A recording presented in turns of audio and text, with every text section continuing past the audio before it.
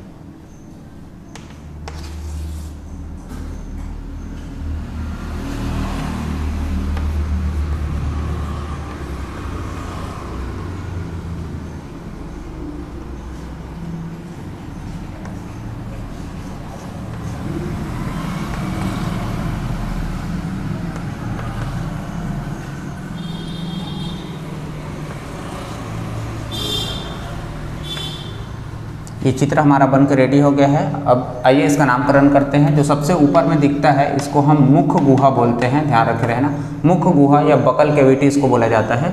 इसके बाद यहाँ पर का जो एरिया होता है जिसको हम ग्रसनी बोला जाता है, इसके बारे में अभी एक भाग के बारे में हम आगे बात करेंगे। ये ग्रसनी के जस्ट आगे जो होता है इसको हम ग्रास नली बोला जाता है, ग्रास नली या इसोफेगस इसको बोला जाता है।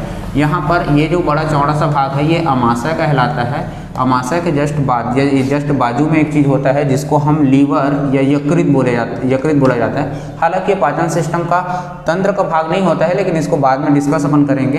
ये वाला जो भाग होता है जिसको हम अग्नाशय बोला जाता है, अग्नाशय है। ये वाला एरिया जो होता है वो ग्रहणी कहलाता है, ग्रहणी या डुओडुनम जो होता है इसको बोलते हैं। उसके बाद ये बड़ी सी जो लंबी सी नली जो मुड़ी हुई नज़र आ रही है, ये वाला भाग हमारा छोटी आंत कहलाता है। ये वाला भाग हमारा क्या कहलाता है? छोटी आंत कहलाता है। और ये ऊपर का जो बड़ा वाला भाग होता है ये थोड़ा सा ऐसे, ये छोटी आंत को दिखाने के लिए मैंने यहाँ पर से काट दिया गया है।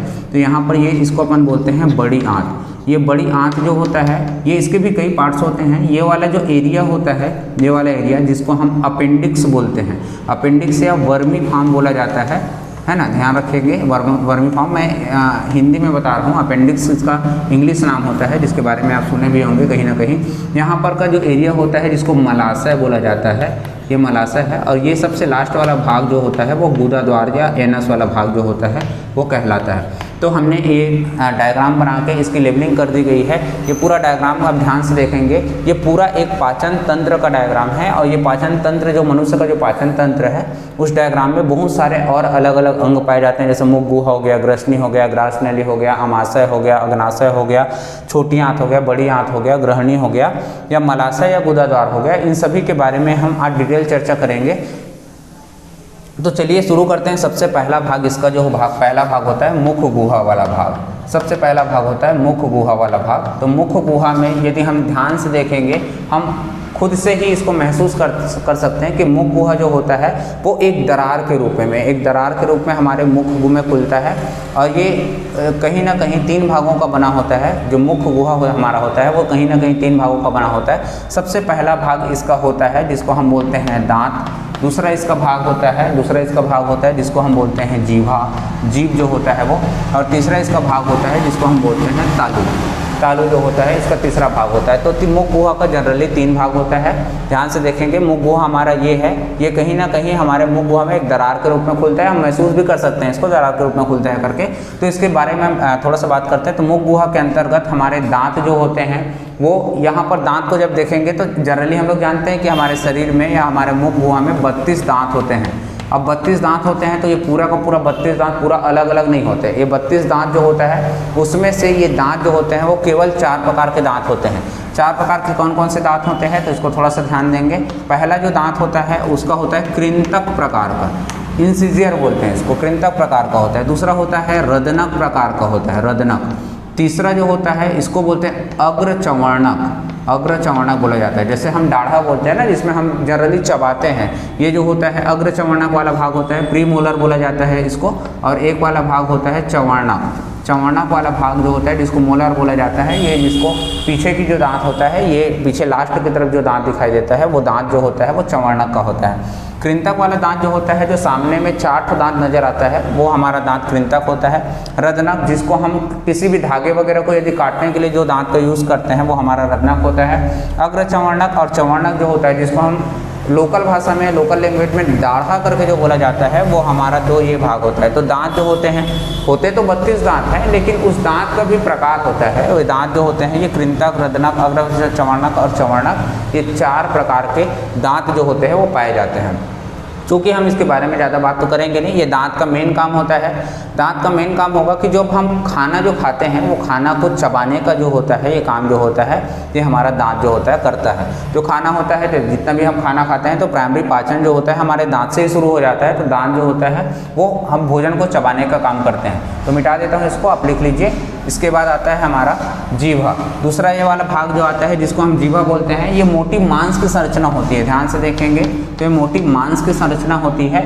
और मांस की संरचना, इसमें बहुत सारे स्वादांकुर पाए जाते हैं। लचीला होता है बहुत सारा, जितना जीव हमारा होता है इसको तो हम महसूस कर ही रहे हैं। तो इसमें बहुत सारे, जब इसको ध्यान से देखेंगे तो इसके अंतर्गत बहुत सारे यहाँ पर क्या होते हैं, स्वादांकुर पाए जाते हैं। बहुत सारे स्वादांकुर जो स्वाद को ग्रहण करने के काम करते हैं। वही हमको, जैसे आप खाते हैं तो खट्टा लग रहा है, मीठा लग रहा है, नमकीन लग रहा है या कड़वा लग रहा है, ये सारा चीज़ हम कैसे बता पाते हैं, इसी के आधार पर बता पाते हैं। ये जीभ के ऊपरी में बहुत सारे उंगली के समान इसमें प्रवर्ध में स्वादांकुर पाए जाते हैं। क्या पाए जाते हैं, स्वादांकुर पाए जाते हैं। मतलब स्वाद को ग्रहण करने वाले पिगमेंट जो होते हैं इसमें पाए जाते हैं, जिससे हम स्वाद को ग्रहण करते हैं और हम बता पाते हैं कि ये नमकीन है, मीठा है, कड़वा है या फिर कोई और चीज़ है। इसको हम बताने का पूरा सारा रीज़न जो होता है वो हमारा जीभ के ऊपर ही जाता है। तो जीभ जो होती है, इसका जो जीभ जो होता है का निचला सिरा या इसका पीछे वाला जो सिरा, सामने वाला सिरा तो हम निकालते हैं, पीछे वाला सिरा जो होता है एक हड्डी से जुड़ा होता है जिसका नाम होता है व्हाइट बोन। जो गले में हमारा जो ये हड्डी दिख रहा है, इस हड्डी से हमारा जो जीभ होता है वो जुड़ा होता है। जब भी हम बात करते हैं तो ये हड्डी जो होता है ऊपर नीचे होता है।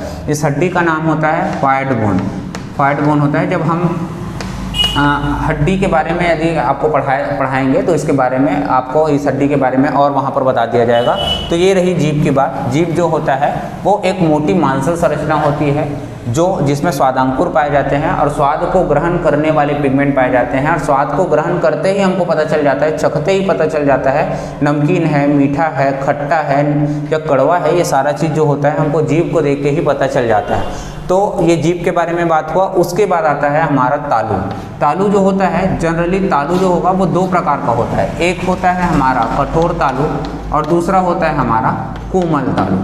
तो ये दो प्रकार के तालु जो होते हैं वो पाया जाता है।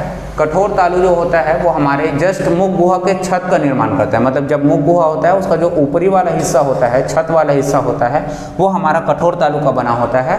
और कठोर तालु के जस्ट पीछे की ओर कोमल तालु पाया जाता है। इसको हम आसानी से महसूस कर सकते हैं, यदि जीभ को हम ऊपर की ओर लेके जाएं तो हमको ये कठोर तालु जो होता है वो दांत के जस्ट ऊपरी सिरा में हमको महसूस होता है। उसके बाद उसके जस्ट पीछे की साइड थोड़ा सा जाएंगे तो कोमल तालु भी हमको देखने को मिलता है। तो तालु जो होता है ये दो प्रकार का होता है, एक कठोर तालु, एक कोमल तालु। ये मुख गुहा के छत का निर्माण करता है, हम ऐसा बोल सकते हैं। तो ये रही बात मुख गुहा की। मुख गुहा में 3 भाग होते हैं, दांत, जीवा और तालु, जिसके बारे में हमने बात किया। इसके बाद इसका दूसरा भाग आता है ग्रसनी का भाग। दूसरा इसका भाग आता है ग्रसनी वाला भाग।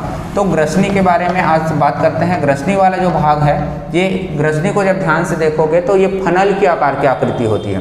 फनल मतलब एक कीपनुमा संरचना होता है। अब कीपनुमा संरचना क्या होता है, मतलब ऐसा संरचना जिसके ऊपर वाला हिस्सा जो होता है उसमें 2 नलियां पाई जाए और नीचे वाली जो हिस्सा होता है वो एक ही नली का हो, इसको हम फनल के आकार की आकृति कहते हैं। अब ये जो ऊपर वाला जो सिरा होता है, अब ये कैसे 2 प्रकार का होता है या 2 प्रकार की नली होती है। तो इसकी एक नली जो होता है वो मुख गुहा साइड या मुख के साइड खुलता है, माउथ एरिया में खुलता है। एक साइड का जो होता है वो हमारे नाक एरिया में खुलता है। इसीलिए तो हम भाई नाक से भी सांस ले सकते हैं, मुंह से भी सांस ले सकते हैं। इसका रीज़न जो होता है वो सिर्फ और सिर्फ ग्रसनी होता है।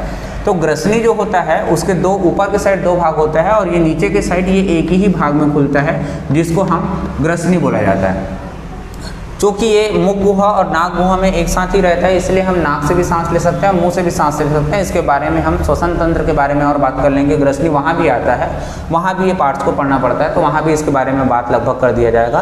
तो ये फनल के आकार की आकृति होती है और इसकी लंबाई जो होती है वो 12.5 सेंटीमीटर की लंबाई जो होता है इसका रहेगा। तो 12.5 सेंटीमीटर की एक लंबी नली होती है और ये फनल के आकार की आकृति होती है। मतलब ऊपर की तरफ 2 नली होती है, नीचे की साइड एक नली होती है और ऊपर के साइड जो नली होती है उसको हम मुख गुहा के साइड खुलती है और एक नली जो होता है वो नासिका मार्ग में नाक के साइड खुलता है। इसीलिए ध्यान रखे रहना कि ग्रसनी जो होता है इसी कारण से दो नली ऊपर के साइड होने के कारण से ही हम मुख से भी सांस ले सकते हैं और नाक से भी सांस लेने का प्रयास इसमें कर सकते हैं। तो ये रही बात ग्रसनी की। ग्रसनी के बाद आता है हमारा ग्रास नली वाला एरिया।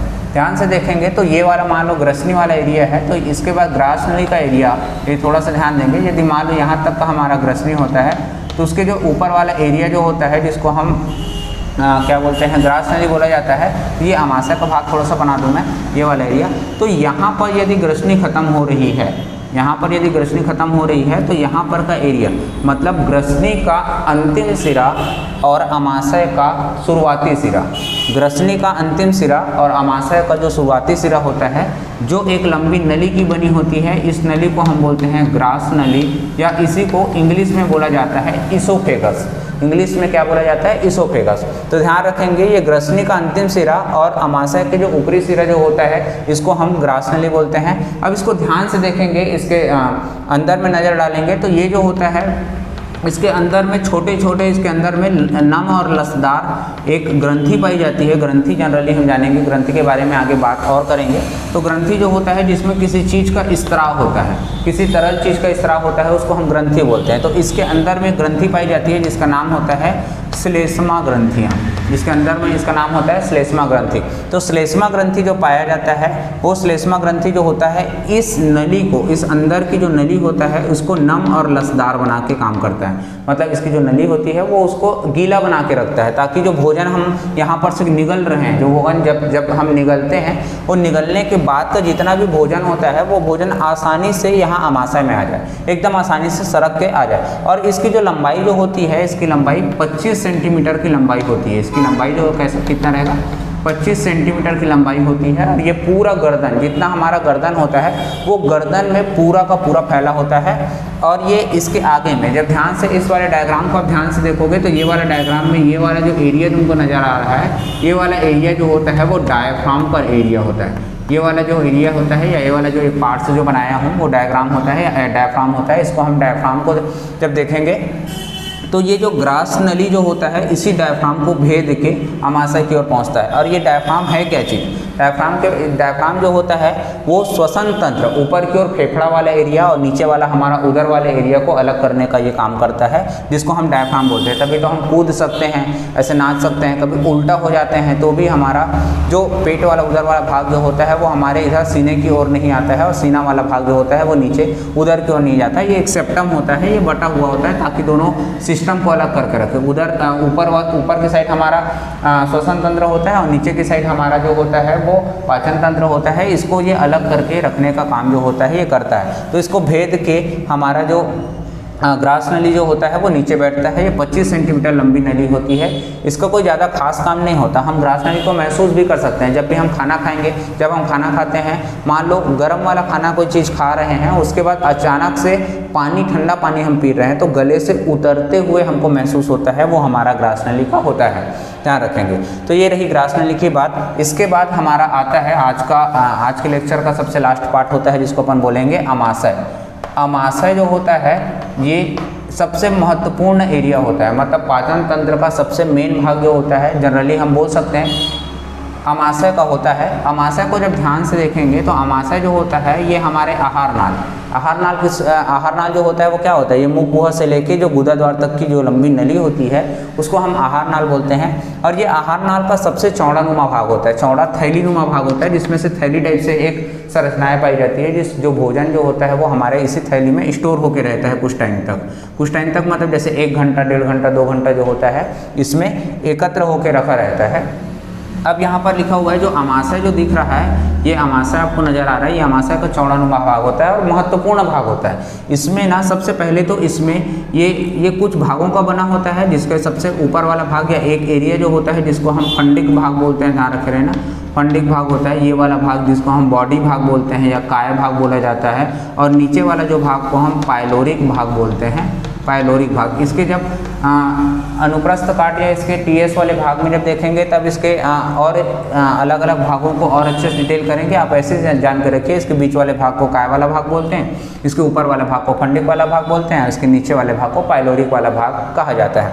अब ये जो अमाशय होता है इसकी क्या क्या खूबियाँ होती है, जब भोजन यहाँ पर से इसोफेगस से यदि अमाशय में आ रहा होता है तो अमाशय में सबसे पहला काम होता है कि इस अमाशय में एक ग्रंथि पाई जाती है जिसको जठर ग्रंथि बोला जाता है। और चूँकि अभी थोड़ा देर पहले मैंने बताया इसोफेगस के टाइम में श्लेष्मा ग्रंथि के बारे में बात कर रहे थे, तो जठर ग्रंथि जो होता है, मतलब ग्रंथि क्या करता है, किसी चीज़ का स्त्राव करने का काम करता है, मतलब कोई तरल पदार्थ जो होता है उसका स्त्राव करेंगे, जिसको हम हार्मोन भी बोल सकते हैं या एंजाइम भी बोल सकते हैं। तो जठर ग्रंथि जो होता है इसमें एक रस का स्त्राव होता है जिसको हम बोलते हैं जठर रस, इसको अपन बोलते हैं जठर रस। इसी को गैस्ट्रिक जूस भी बोला जाता है इंग्लिश में। जठर रस जो होता है उसमें मेनली 3 प्रकार के एंजाइम होते हैं, वैसे तो और एंजाइम होते हैं लेकिन जो मेन एंजाइम होता है वो 3 प्रकार का होता है। इसका जो पहला एंजाइम होता है, मतलब जठर रस में 3 प्रकार के एंजाइम होता है, इसका पहला जो एंजाइम होता है जिसको अपन बोलते हैं पेप्सिन। पेप्सिन जो होता है इसका पहला एंजाइम होता है। दूसरा एंजाइम जो होता है इसका म्यूसिन होता है, दूसरा एंजाइम म्यूसिन होता है। और तीसरा एंजाइम जो होता है वो रेनिन करके एक एंजाइम जो होता है। ये मेनली 3 एंजाइम पाए जाते हैं। ये एंजाइम का मेन काम होता है कि जो भोजन जो हम दांत से चबा के इसोफेगस के थ्रू या ग्रास नली के थ्रू हम अमाशय में छोड़े हैं, वो अमाशय में ये पाचन करने का काम जो होता है ये तीनों रस का होता है। उसको कूट के उसको आधा पाचन, पूरा पाचन तो होता ही नहीं है, पूरा पाचन अमाशय में नहीं होता है। भोजन का पूरा पाचन जो होता है वो आगे छोटी आंत वाले एरिया में पूरा भोजन का पूरा पाचन होता है। तो ये आधा पाचन जो होता है यहाँ पर होगा, और इसका पूरा पाचन का जो श्रेय जो होता है वो तीनों एंजाइम या जठर रस जो होता है वो मिला के उसमें करने का काम करता है। इसके बाद जब थोड़ा सा ध्यान देंगे अपन कि ये जो जठर रस के साथ साथ इसमें एक और चीज़ पाया जाता है जिसको अपन बोलते हैं HCl। HCl का नाम तो जनरली हम लोग केमिस्ट्री में सुनते ही हैं, बहुत इंपॉर्टेंट चीज़ है। इसका नाम है हाइड्रोक्लोरिक अम्ल। इसका नाम होता है हाइड्रोक्लोरिक अम्ल। तो ये हाइड्रोक्लोरिक अम्ल जो होता है, जैसे हम खाना खा रहे हैं तो हम तो सूक्ष्मजीव को देख ही नहीं पाते हैं भाई। सूक्ष्मजीव क्या होता है, छोटे छोटे बैक्टीरिया होते हैं, छोटे छोटे और रोगाणु जो होते हैं हमारे शरीर में जा रहे होते हैं। ये छोटे छोटे जो बैक्टीरिया वायरस जो होते हैं इसको हम देख ही नहीं पाते हैं। तो इसके लिए हम क्या करते हैं कि छोटे छोटे जो बैक्टीरिया वायरस होता है उसको जो हाइड्रोक्लोरिक अम्ल जो होता है वो मारने का काम जो करता है। और साथ में ये काम करता है जो पीएच मेंटेन, मतलब जो भोजन जो होता है उसका पीएच का मेंटेन करके रखता है। तो ये काम जो होता है HCl का होता है। तो ध्यान से एक बार फिर से देखिए, बहुत इंपॉर्टेंट वाला भाग है। अमाशय जो होता है बहुत पूछा जाता है, इसके बहुत सारे कार्य पूछे जाते हैं, इसके भाग पूछे जाते हैं। तो अमाशय जो होता है ये एक आहार नाल का चौड़ा थैलीनुमा भाग होता है, जिसके कुछ भाग होते हैं, जैसे पहला भाग खंडिक होता है, दूसरा काय वाला भाग होता है और तीसरा भाग इसका पाइलोरिक वाला भाग होता है या पाइलोरिक भाग बोलते हैं। इस अमाशय में भोजन का अर्धपाचन होता है। आधा पाचन होने के बाद इसमें जठर रस, जठर ग्रंथियाँ पाई जाती है। उस जठर ग्रंथि में जठर रस का स्त्रावन होता है और जठर रस जो होता है वो 3 प्रकार के, जनरली 3 प्रकार के उसमें जठर रस में एंजाइम पाए जाते हैं। ये एंजाइम है, ध्यान से रखिए, ये वाला भाग जो होता है जिसको हम एंजाइम बोलेंगे, एंजाइम है। तो ये एंजाइम जो होता है वो पाया जाता है। तो पेप्सिन, म्यूसिन और रेनिन नाम के 3 एंजाइम पाए जाते हैं जो भोजन को पाचन करने में, अर्धपाचन करने में मदद करता है। और साथ ही इस अमाशय में हाइड्रोक्लोरिक अम्ल पाया जाता है। हाइड्रोक्लोरिक अम्ल या HCl जो होता है, जो बाहर से बैक्टीरिया वायरस, भाई हम खाना खा रहे हैं, छोटे छोटे बैक्टीरिया वायरस हमारे मुंह के रास्ते से या नाक के रास्ते से यदि हमारे शरीर के अंदर जा रहे होंगे तो उसको ये मारने का काम जो होता है वो करता है। साथ में भोजन के pH को मेंटेन करके रखता है ताकि हम एसिडिटी वगैरह से ना जूझ ना पाए। तो ये चीज़ जो होता है अमाशय का मेन काम होता है। मनुष्य का पाचन सिस्टम जो होता है वो बहुत जटिल प्रक्रिया होती है, क्योंकि तंत्र है तो थोड़ा सा जटिल प्रक्रिया होगा। आज हमने देखा मुख गुहा के बारे में बात किया, फिर ग्रसनी के बारे में, ग्रासनली के बारे में और अमाशय के बारे में बात किया। तो ये 4 भाग जो होते हैं ये मनुष्य के मेन भाग होते हैं। मनुष्य के पाचन तंत्र में 4 भाग जो होता है और इम्पॉर्टेंट होते हैं। इसके और आगे के भाग को हम आगे के वीडियो में, आगे की क्लास में देखेंगे। तो ये 4 भाग को आप अच्छे से पढ़ते रहिए, डायग्राम बना के इसके सारे भाग को लिखते रहिए, लिख के देखते रहिए और बार बार वीडियो को देखते रहिए ताकि समझ में आए, बार बार चीज़ों को समझ में आए। तो ये आज के क्लास में हम इतना ही भाग देखेंगे पार्ट 1 में। इसका पार्ट 2 में हम इसके आगे के भागों का वर्णन करेंगे अच्छे से। तब तक के लिए आप इस वीडियो को देखते रहिए और अपना नोट्स जो होता है अपने हाथों से बनाते रहिए। बहुत इंपॉर्टेंट टॉपिक है, इसके बारे में हम और आगे बात करेंगे। तो आज के लिए इतना ही। जय हिंद।